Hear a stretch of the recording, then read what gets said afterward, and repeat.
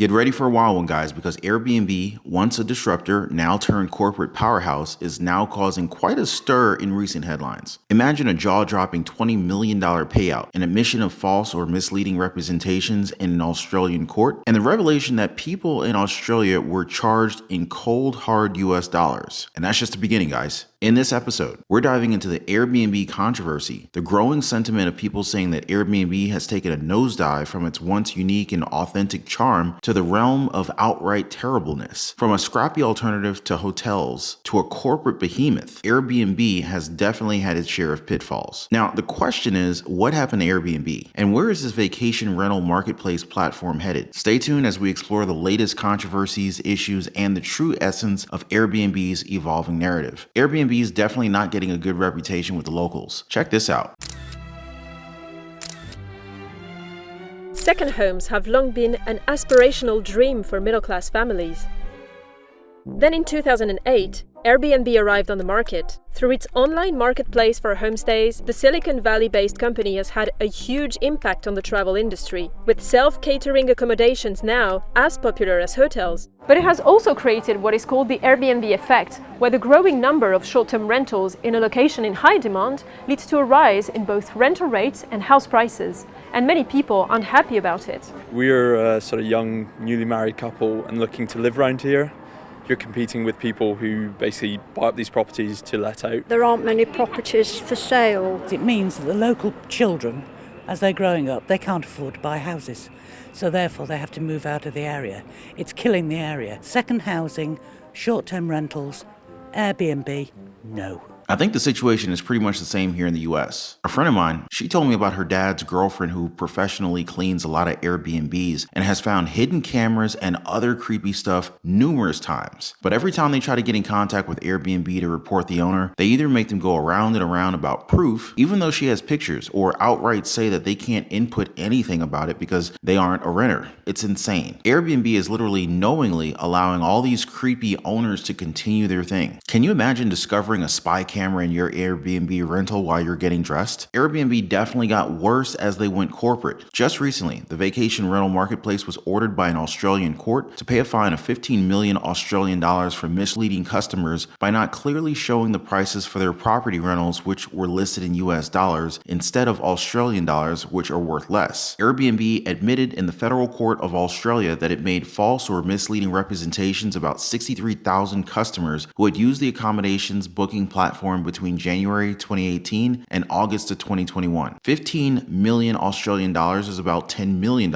and on top of that fine, Airbnb will also be providing up to another 15 million Australian dollars in compensation to the affected customers who had made more than 70,000 bookings paid in US dollars. And that's just the start of this video about Airbnb woes and issues. Definitely more to come in this deep dive into the rental marketplace company and exactly how it changed over the years, more for the worse really than for the better. But first, I want to give a quick thanks to you guys for watching this video and showing your support. Your likes and subscribes definitely make my video, and it really helps keep the channel going. So I just want to thank you guys so much. Also, if you own a home, make sure your home is protected. Get your free home warranty quote. There's a link in the description down below this video.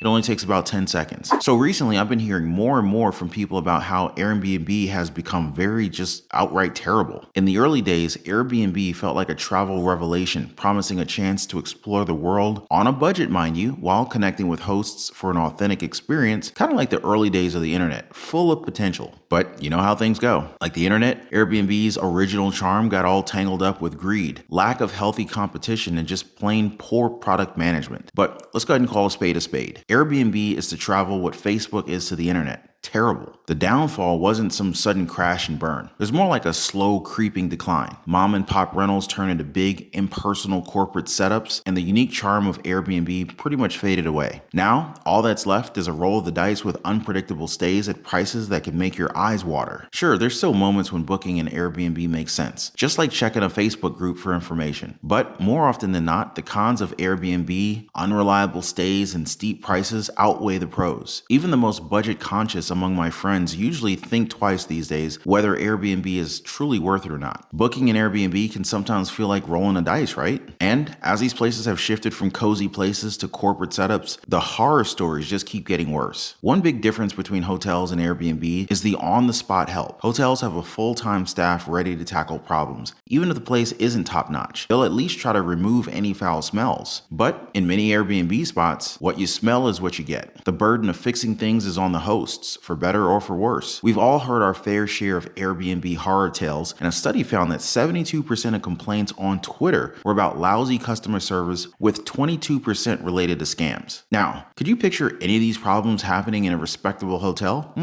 Not likely, right? Which brings me to my next point. Airbnb has no competition. In the hotel sector, it's a cutthroat competition, with top programs constantly vying for the spotlight. This constant push for the top spot means customers relying on these rankings get better experiences. With Airbnb, no one comes close. When you compare it to the likes of VRBO, or Verbo, the point gets hammered home even more because, let's be honest, VRBO somehow manages to be worse than Airbnb in almost every single way, except maybe when it comes to search functionality. Even Facebook has to keep up with TikTok and Snapchat, but Airbnb, it pretty much just reigns supreme without any real challengers. So the platform doesn't have a strong push to really do anything to improve the experiences for customers. And it shows. The lack of competitive pressure has gradually worn away Airbnb's edge year after year. In fact, Airbnb tip. When you stay at an Airbnb, turn the lights off in your rental when you get there so it's dark. And then go ahead and open up the camera app on your phone and select video. If there's a hidden camera when it's dark in the room, the camera's IR or infrared light, it'll come on and your phone's camera can detect the light when it's invisible to the human eye. Smartphone cameras do not have an infrared night vision light, but hidden or security cameras do. You'll see the infrared light in your phone's camera app since it doesn't come on automatically in the dark, but you won't when you look away from your phone screen and directly at or in the direction of any cameras. But really, why do we even have to worry about hidden cameras in the first place? I think you see where I'm getting at here, right? Airbnb used to be the go-to, a budget-friendly adventure for young travelers keen on exploring the world. But as they muscled out the competition and flexed their muscles against local regulations, the tables turned. Now it's turned into this commercialized chaos with pretty much zero regulations. It's crazy that Omegle was sued over the users doing nefarious things on it, but Airbnb isn't getting sued or even reprimanded for their users doing nefarious things on their platform. Airbnb CEO Brian Chesky isn't blind to the discontent. He's acknowledged the sheer flood of complaints swirling around on social media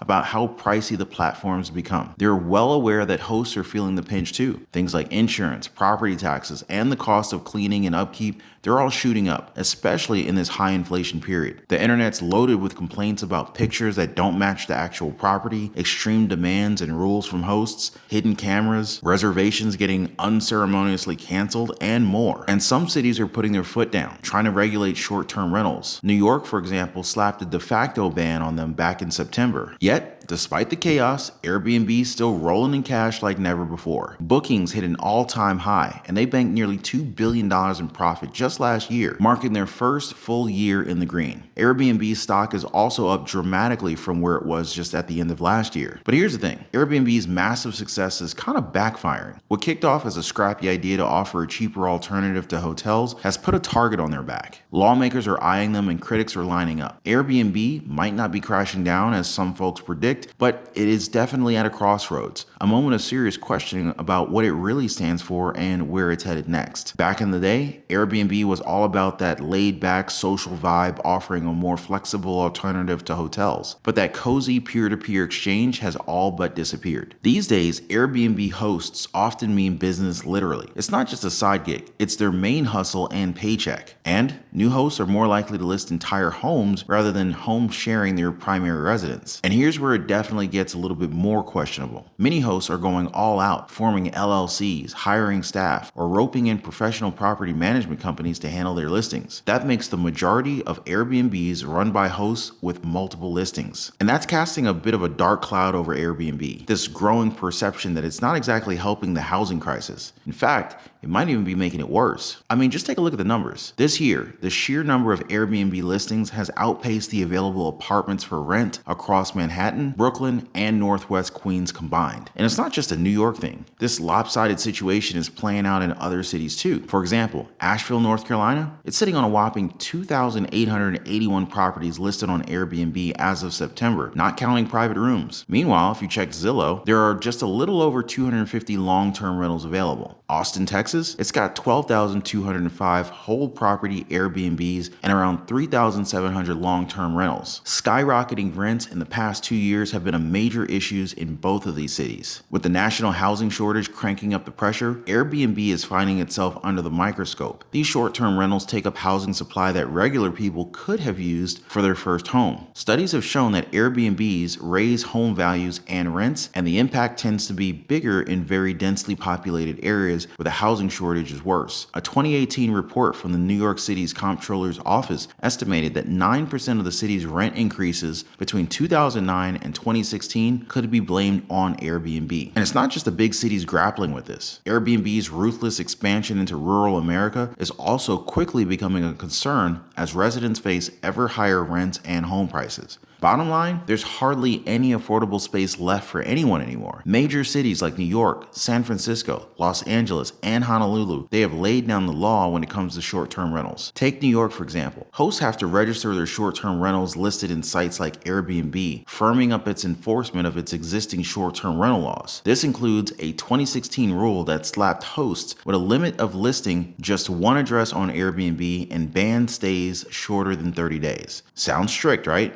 Well, these measures essentially eliminate professional hosts from taking long-term rentals from locals. San Francisco and Portland, Oregon are on a very similar page with their one host, one home policies. According to Purdue University's study, these policies dropped rents and home values in these cities by an average of 3%. Why? People either stopped buying properties from local markets or sold more places back into the long-term rental pool. So, with New York's fresh law in the mix, it's expected to put a dent in rents and home values. I think you guys are getting the big picture here. Airbnb, it's pretty much a familiar story we've seen with big tech players over the past decade. Uber, Netflix, you name it. They start with a bang, winning people over with affordability and convenience. But then, as prices go up, the love tends to fade. Airbnb was once hailed as the hotel killer, but in the end, it just kind of turned over into another hotel. But let me know what you guys think about Airbnbs. Drop your comments down below and let's talk about it some more in another video. More great financial information and analysis in the next one. I'll see you guys there.